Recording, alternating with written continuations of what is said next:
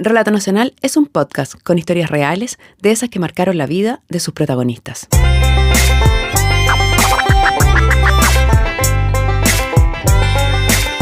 Hola, soy Nancy Castillo y el capítulo de Relato Nacional de hoy se llama El difícil camino de la reparación y la reinserción. El escritor español Javier Cercas se pregunta constantemente en su libro El impostor si explicar es justificar. Esa duda la tuvo por años sin poder escribir la biografía en que cuenta la historia de quien por décadas simuló ser una víctima de un campo de concentración nazi. No es esa la historia que contamos en este capítulo, sino la de un niño que vivió en la precariedad emocional, psicológica y física desde que fue pequeño y cuyo camino de vulneración lo llevó a una vida de crimen. ¿Explicar es justificar? En Relato Nacional creemos que explicar es comprender. Esta es la historia de Mixael, de cómo el Estado ha sido incapaz de reparar el daño en ese niño y en miles de otros. También la historia de quienes sí logran apoyar en ese camino de reparación y de la fuerza que debe llegar a tener uno de esos jóvenes para sortear las difíciles barreras que aparecen en su vida. Tenía aproximadamente 3 años cuando entré a colocación familiar. Se relaciona a una especie de una persona que te cuida, que es común y corriente en una casa llamada guardadora. La verdad que en mi casa, en ese tiempo, mi madre, mi padre, había mucha violencia intrafamiliar. Mi madre llegó a la calle a través de esa violencia intrafamiliar. Pasé por lo menos por tres familias de acogida. Desde los 3 años a los 10 tenía derecho a ver a mi madre, pero para ella era complicado verme. Teníamos visitas autorizadas por el día, solamente por el día. Yo recuerdo que me iba a verme una vez por mes, más o menos. Mixael cuenta que cuando su mamá no llegaba, él sufría mucho esa ausencia, tanto como para imaginársela en la forma de una higuera que había en el patio de la casa. A los 4 o 5 años más o menos, ya a esa edad, la verdad que yo ya entendía ya que esa familia no era mi familia. Cuando mi madre no me iba a verme, yo llegaba al árbol y la abrazaba pensando que era mi madre, o pensando que algún día iba a llegar ese momento de yo estar con ella y tenerla al frente y vivir con ella, así como vivía en ese tiempo ahí, con ese árbol. Siempre, viví con ese árbol en ese momento. Era grande, era de higuera, un árbol de higuera, botaba higo.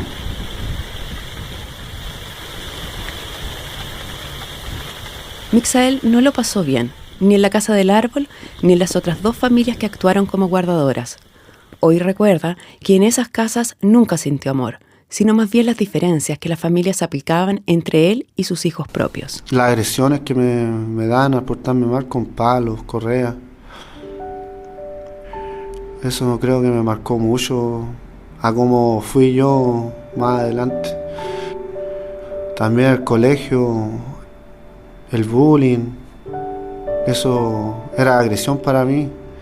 Viví mucha violencia, crecí con mucha envidia al ver cómo esas familias, cómo criaban a sus hijos de una manera tan diferente a cómo me criaban a mí. Cómo hacían diferencia en las comidas, cómo hacían diferencia en temas de trato. Todo eso para mí fue muy doloroso en esos momentos. Me preguntaba mucho qué tuve que haber hecho yo mal para poder estar pasando por esas situaciones de tener miedo de llegar a la casa después del colegio, a los palos que me podían pegar después si llegaba con una mala nota o con una expulsión del colegio. Yo era muy rebelde en ese tiempo. Crecí con mucha rebeldía al no tener a mi madre conmigo. Recién cuando Mixael cumplió 10 años, el sueño de volver a vivir con su madre se concretó. A los 10 ya recuperé a mi madre. Para mí fue un momento en mi vida que, bacán, feliz. ya me voy con mi madre. La sensación que tenía en esos momentos fue tan aliviadora de saber que ya no voy a estar más bajo agresiones, voy a estar con mi madre, ahora voy a poder jugar, salir a la calle, tener amistades, niños, ver a mi hermano, poder salir con mi madre a comer, cosas así. Me acuerdo que íbamos en el bus y yo miraba por la ventana y veía la calle y sabía que yo iba a mi casa, mi verdadera casa, mi verdadero mundo al que yo pertenecía. Para ese momento, a su hermano se había sumado una hermana pequeña, hija de la nueva pareja de su madre. Con sus 2 hermanos, Mixael recuerda que jugaban con barro en el patio de la casa. Allí también empezó una vida en un nuevo colegio. Todo fue alegría.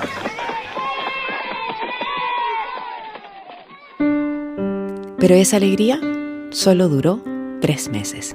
Hasta que empezaron a pasar los problemas, empecé a ver violencia de parte de la pareja de mi mamá hacia ella. Y yo era chico, me tiraba a defenderla. Y ahí empezó la violencia de él hacia mí.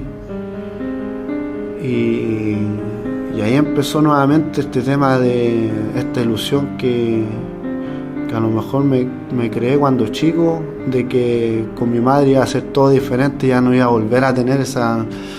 No iba a volver a tener que pasar por este tema de violencia o de ver esa violencia más, porque voy a estar con mi madre y yo sé que mi madre me va a querer y me va a amar y no me va a pegar nunca, nada. Mi madre nunca me pegó, pero ahí empezó la violencia de parte de él hacia ella y hacia mí, hacia mi hermano, y hacia mi hermana no, porque era hija de él. Y ahí pasó un episodio muy traumante para mí. La agresión hacia los hijos que no eran suyos continuó aumentando por parte de ese padrastro. Pablo se llamaba. Y cuando Mixael tenía 11 años, Pablo aprovechó los momentos en que la mamá de Mixael salía a trabajar para dañarlo, mucho más de lo que este niño había sufrido hasta ese momento. Ahí empezó este tema de quedarme con él. Y para mí era un temor tan grande de quedarme yo con él solo en la casa. Y hasta que pasó algo muy mal que me marcó para toda mi vida, que fue el abuso que tuve, un abuso de parte de él hacia mí. Y que nunca tuve la valentía de contárselo a mi madre en esos momentos. Y no pasó solamente una vez, pasó varias veces. Y hasta el día de hoy lo recuerdo. Eso. El abuso sexual reiterado de su padrastro dejó a Mixael ensimismado, incapaz de contárselo a nadie. Hoy, tras varias terapias, él verbaliza así el daño que le provocó. Eso me produjo mucha soledad. Esa felicidad de jugar no era lo mismo. No, me quitó todo eso en mi vida. Ya no era lo mismo. Me da pena.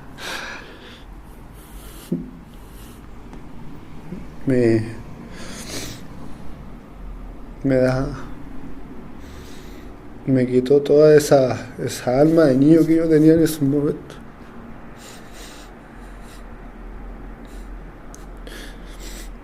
Le tenía miedo hasta las personas que se relacionaban conmigo.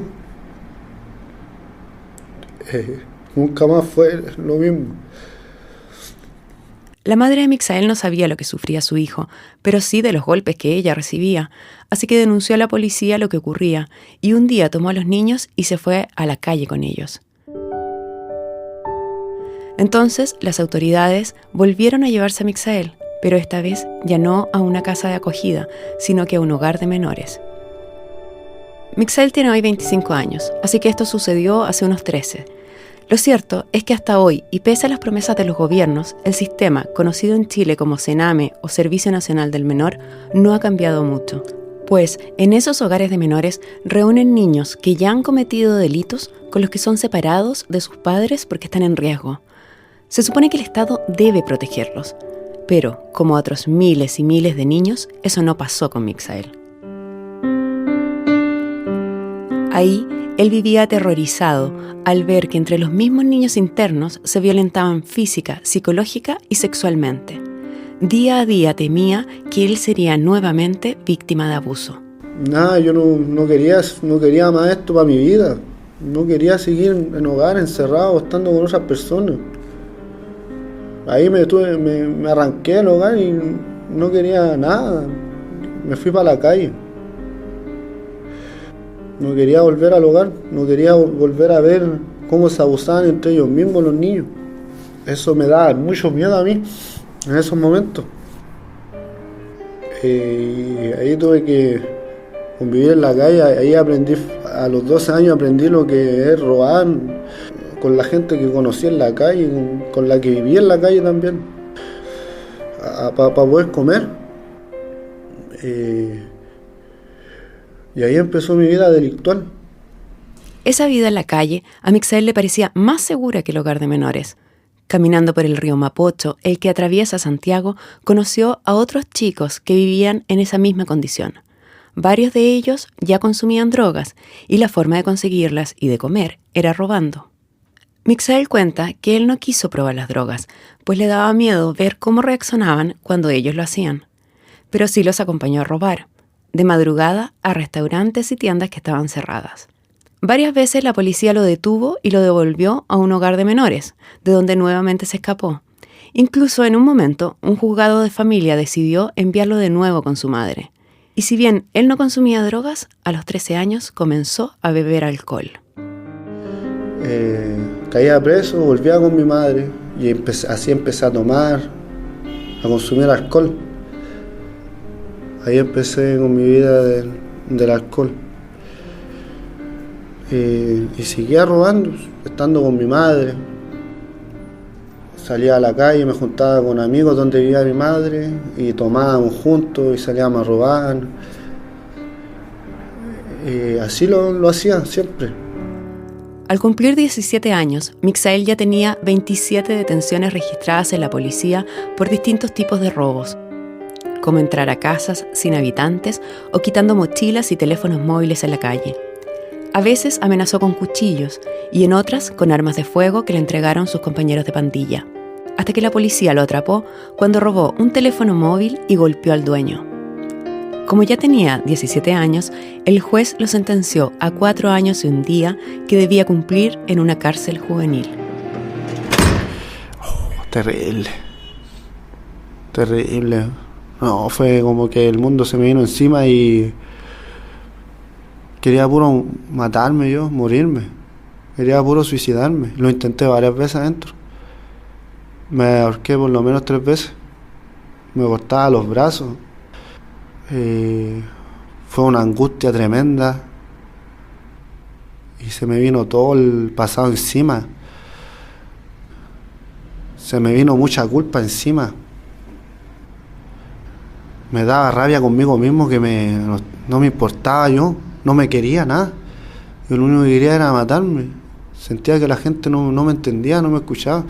Adentro yo trataba de explicar que yo no sé, que yo no estaba arrepentido de lo que había hecho. Para ese momento Mixael sufría de una fuerte depresión. Fue ahí cuando en su vida apareció una mano para ayudarlo. Hoy él la llama madrina. Se llama Alejandra Michelsen, creadora de la Fundación Ítaca, que trabaja con jóvenes en cárceles ayudándolos a reconstruirse lo emocional a través de la escritura.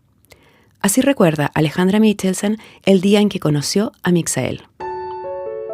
La verdad que no voy a olvidar nunca esa imagen. Estaba en la casa 1 del Centro de Reclusión Cerrado de San Bernardo ya me estaba yendo del taller, él no había participado y se sienta al frente mío y me dice que está con un problema y que no se lo puede contar a nadie. Y yo le digo, yo no soy acá de la institución, si quieres me lo puedes contar, pero él no quiso. Entonces le dije, ¿sabes lo que vamos a hacer? Vas a empezar a escribir todo lo que te pasa y me lo muestras la próxima semana. Le dejé unos lápices, le dejé un cuaderno y ahí quedó, podía pescar o no podía pescar la idea. Llegué a la semana siguiente y Mixael tenía la mitad de un cuaderno universitario escrito con su historia. Para Mixael, ella fue como una hada madrina. Y el momento de que cambió mi manera de ver las cosas fue cuando empezó un taller de literatura. Y empecé a ir. Ahí fue el momento de que conocí lo que es escribir y leer. ¿Y qué te traían estas cosas a tu vida? Recuerdo que en esos momentos yo no me quería nada, no quería nada conmigo, me seguía cortando los brazos, todo. Hasta que conocí a Alejandra Michelson, que es mi madrina hoy en día. Ella me entregó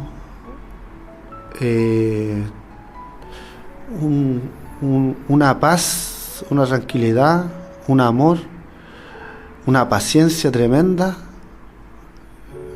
que nunca nadie me lo había entregado en la vida. Me hacía ejercicio y yo a través de esos ejercicios que me hacía iba relatando un poquito de cómo yo era. Y así lo fuimos conociendo con ella. Mixael comenzó a escribir sin parar y a asistir todas las semanas al taller de Fundación Ítaca. Alejandra cuenta que esta escritura constante fue la primera etapa de su proceso de sanación, pues escribir le permitió reconectarse con su historia. Esta terapia de escritura y creación apunta justamente a eso, a que estos jóvenes se reconecten con sus biografías traumáticas y las trabajen, pues si no, viven desconectados de sus sentimientos y así, sin reparación psicológica, salen de la cárcel. Alejandra cuenta que a poco andar, Mixael abandonó una conducta con la que se autodañaba. Por la angustia él se producía muchos cortes en piernas, en brazos. Entonces, junto con escribir, nosotros le entregamos un libro que es el de Nick Vujicic, que es una persona que nació sin brazos y sin piernas y que tiene una historia de resiliencia muy potente. Entonces, Mixael mezcló como los dos mensajes y simplemente se dejó de cortar. Los escritos de Mixael no eran solo un registro de vida, sino también simbólicos y figurativos. Aquí, él nos lee uno de los cuentos que escribió en ese periodo y que luego fue publicado en un libro. Mixael tituló el cuento La isla misteriosa de la muerte. Allá en una isla muy lejana de las costas chilenas, solo habían 20 habitantes que llegaron a la isla a través de un accidente aéreo. Nadie sabía de esa isla, en la cual chocaron con un cerro. Era una isla muy rara. Las 20 personas que estaban ahí se pusieron a explorar a ver si encontraban a alguien quien la ayudara a salir de ahí. Pero luego de unos días empezaron a dar cuenta que ya no eran 20 sino 15. Ellos, muy asustados, se pusieron a buscar a las personas que faltaban. Uno de ellos, mientras buscaba a las personas, encontró una cueva donde entró con mucha valentía a ver qué había adentro. El escribir también le sirvió a Mixael para darse cuenta del daño que había causado y arrepentirse de los robos que había realizado. El que llega a esta isla muere. Nunca nadie ha sobrevivido que haya estado en esa isla. En la cárcel fueron testigos de este cambio y a los 2 años y 8 meses pudo salir con libertad especial asistida. El proceso de reinserción no es fácil para un joven que ha vivido en la calle, que no ha terminado el colegio y ha sido tan vulnerado. Alejandra lo sabe y por eso lo acompañó en ese camino. Primero lo llevó a otra fundación, Proyecto B, donde se encargan de buscarle trabajo a estos jóvenes en empresas dispuestas a darles una oportunidad, pese a sus antecedentes penales. Y ahí entré a un programa llamado Proyecto B. Proyecto B ayuda a la gente para reinsertarse en la sociedad. fueron mis tutores de buscar el trabajo, de restablecerme un trabajo y de encontrarme un trabajo a pesar que yo no tenía cuarto medio, pero ellos eran como mis padres. Y mi madrina era como mi madre, que me andaba como así, me tenía cortito, ya, tú vas para allá, ya, si te falta algo, y me andaba así como vigilando para que yo tuviera bien, buen proceso. Así empezó mi vida laboral, por primera vez. Para mí, cuando me pagaban, era como bacán. Mi primera vez que me pagaron, yo quería tener un computador, que me gustaban los juegos online cuando era chico. Y me compré al tiro un computador, al tiro, 60 lucas que me acuerdo que me costó, y lo pagué. Y esa sensación de comprarse algo, pero con esfuerzo, no es lo mismo que quitar algo, no es lo mismo. Te trae una felicidad por dentro, una seguridad que tú podías hacer las cosas, y también a la vez te anima a seguir trabajando, para seguir comprándote ya, si estuviste esto, ya ahora una bicicleta, ya trabajemos, vamos a comprármela, y seguía trabajando así. El mundo de Mixael cambió. Duré 2 años y 7 meses ahí en esa empresa de control de calidad, me desempeñé. Lo que es materias primas, laboratorio, tomar muestras de todo tipo de materias primas. Aprendí lo que es relacionarme con las personas que fueron mis compañeros, a convivir con la sociedad también mucho. No, me veía una persona totalmente diferente, que una persona que sí puede. Me sentía muy apoyado por la gente, también me sentía querido por mis compañeros, porque ellos sabían mi caso y me ayudaron, pero bastante. Ellos igual fueron fundamental, porque a través de ese abrazo que me dan todos los días, o de ese apoyo, eso me ayudaba a mí a seguir tirando para arriba. Que un joven que no ha terminado la escuela, que vivió en hogares del Sename entre los 3 y 10 años, que fue víctima de abuso por uno de sus padrastros, que comenzó a beber a los 13 años cuando se inició en la vida delictual y que pasó por una cárcel juvenil por más de 2 años luego de cometer 27 delitos, durara 2 años y 8 meses en un trabajo normal y se ganara la vida con un sueldo, superó las expectativas de Proyecto B y de Fundación Ítaca. Pero la historia de Mixael no termina ahí. La segunda parte del capítulo El difícil camino de la reparación y la reinserción estará disponible en los próximos días. En la dirección y guión, Nancy Castillo. La periodista es Gabriela García. En la producción, Josefina Aguirre. La edición de audio la hizo Marcelo Cotton. Por la canción Evening Fall y Comfortable Mystery 4 agradecemos a Kevin MacLeod. Por A Quiet Thought a Wayne Jones. Por Blizzard a Riot. Y por One Step Closer agradecemos a Akash Gandhi. Y a todos ustedes por escucharnos. Si quieres escuchar más capítulos de Relato Nacional, ingresa a www.relatonacional.com.